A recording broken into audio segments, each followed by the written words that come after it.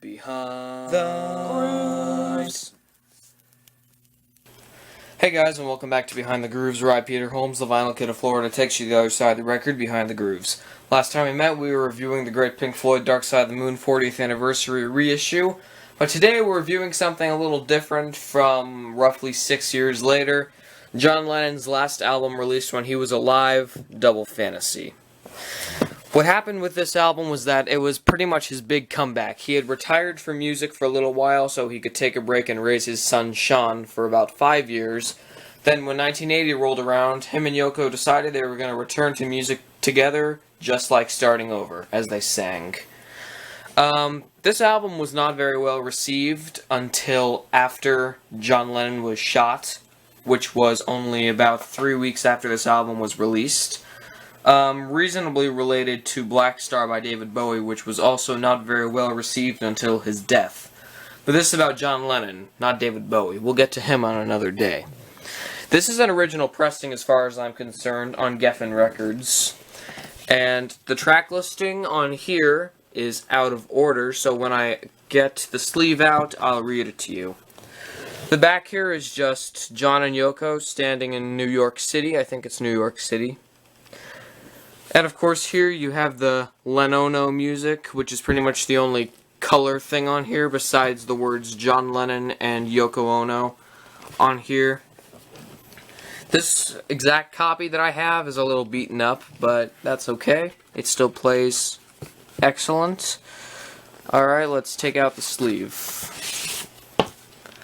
Yeah, see, even the sleeve isn't in great condition. Okay, track listing. This is side A. You've got, Just Like Starting Over, Kiss Kiss Kiss by Yoko, Clean Up Time by John, and Just Like Starting Over is by John. Give Me Something by Yoko, I'm Losing You by John, Moving On by Yoko, and Beautiful Boy, Darling Boy by John. Side B. Oh boy, side B. You got Watching the Wheels by John, my favorite song on the album, I'm Your Angel by Yoko, Woman by John, Beautiful Boys by Yoko, Dear Yoko by John, Every Man Has a Woman Who Loves Him by Yoko, and Hard Times Are Over by Yoko. So, yeah, 2 Yoko songs in a row at the very end of the album. Now, let me pull out the LP. I don't really like this sleeve because it's not very waxy inside. So here you go. Geffen Records, side A, and side B. That's about it for Double Fantasy. This was not the last John Lennon album ever released, though.